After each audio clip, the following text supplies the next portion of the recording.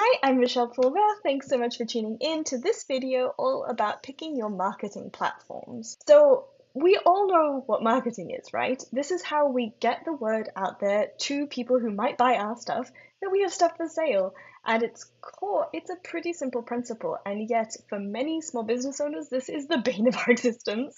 Marketing can be really challenging if you're not a marketer. So I want to rest your mind at ease. Here's what marketing isn't. It isn't sales. Sales and marketing are actually two completely different categories, two different kind of departments within your business, even if you're a one-person business. Marketing is just about saying, hey, I'm a business, here's what I have, here's what I'm about, and trying to attract people to the business. Sales is where you're actually going in and making the pitch, making the offer to people to buy the stuff. I think mentally separating those two things can really help because sales is often like the number one scary thing for a lot of us business owners to get the hang of, to get used to. So separating out the trying to get visible, trying to grow your audience from actually asking for the sale can really help when that's kind of holding you back. Marketing also does not mean you have to show up everywhere, and in fact, you probably shouldn't be trying to show up everywhere early on in business, or probably at all, depending on your goals, your team, and how big your business already is. So for most of us who are, small business, solo business owners, showing up everywhere just isn't possible and isn't a good idea. Stretching yourself really thin can kind of just lead to bad content everywhere. I'd much rather you spend that energy really getting good at one, maybe two platforms, and then really getting the hang of how you're marketing, putting together great content, really attracting the right people, rather than bothering about being everywhere all at once. Marketing, sadly, isn't also something you can just like force. You can't just make it happen. It's sadly not one of those things that you can just push through and make happen. It's something that people really can tell when you're excited about what you're doing, how you're saying it, putting it together.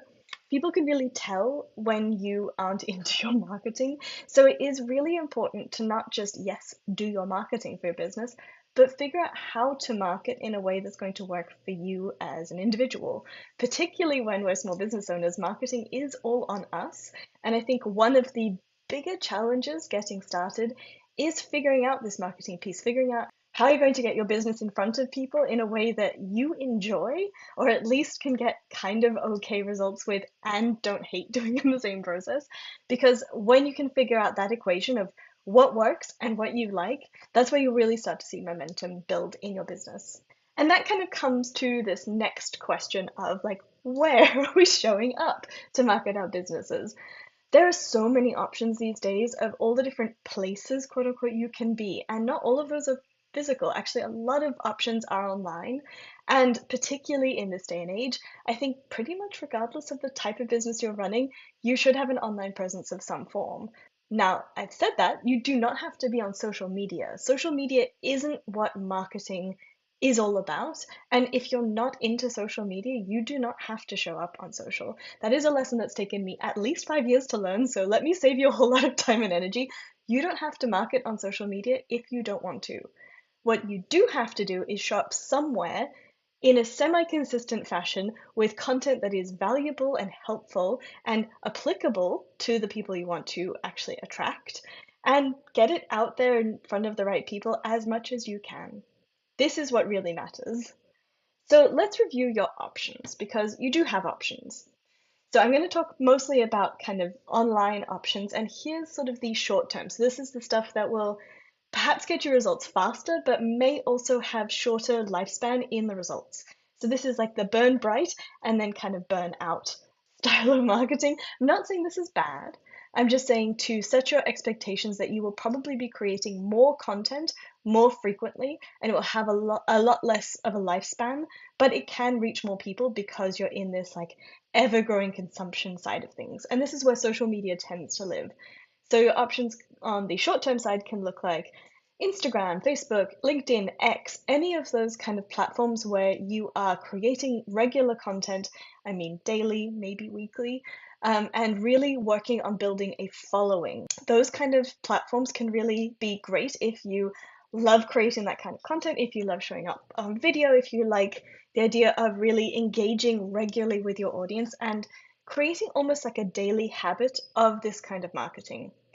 There are some kind of collaborations that work well in the short term. Collaborations is like a big blanket I'm going to use for things where you're borrowing other people's audiences. So this is where we're either getting in front of their audience or using their already existing audience to help show off what your business can do.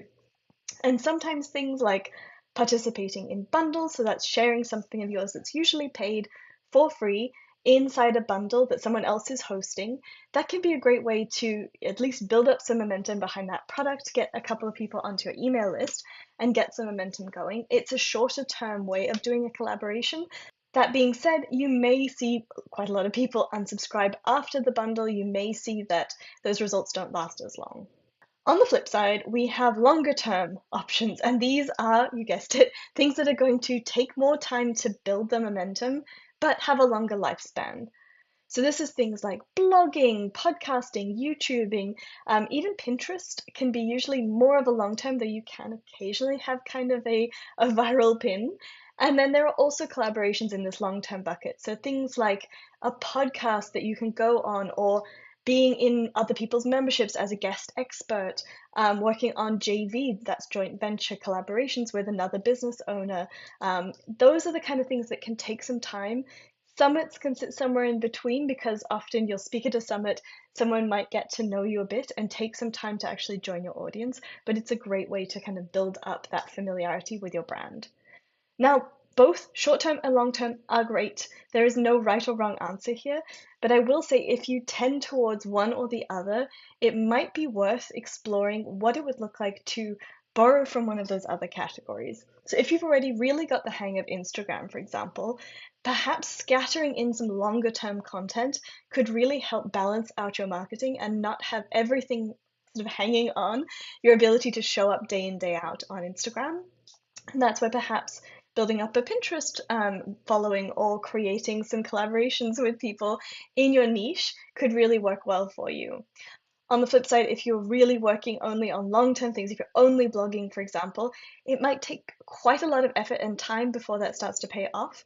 You might need that shorter term burst of followers, of visibility to get things going in your business, and that's where perhaps you'll want to start showing up on LinkedIn to help complement that.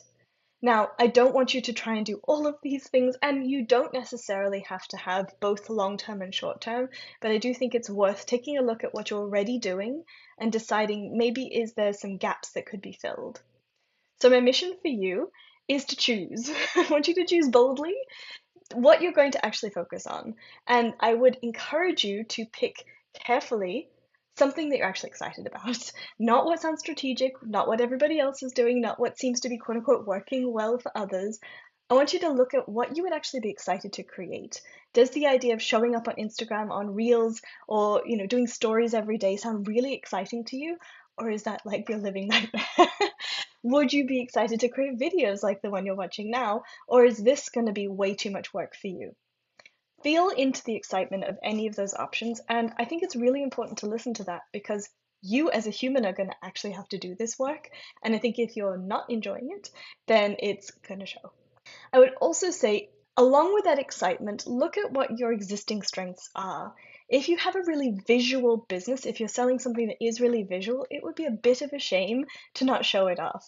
So maybe, yes, you're super excited to show off a podcast, but does that lean into the strengths of your business to show off these beautiful visual products if all you're doing is talking? And that doesn't mean you can't have a podcast if you're selling like beautiful templates, but I do think it's worth evaluating where the strengths of you and your business lie. And then finally, I would encourage you to choose something you actually feel you could commit to trying for at least 90 days.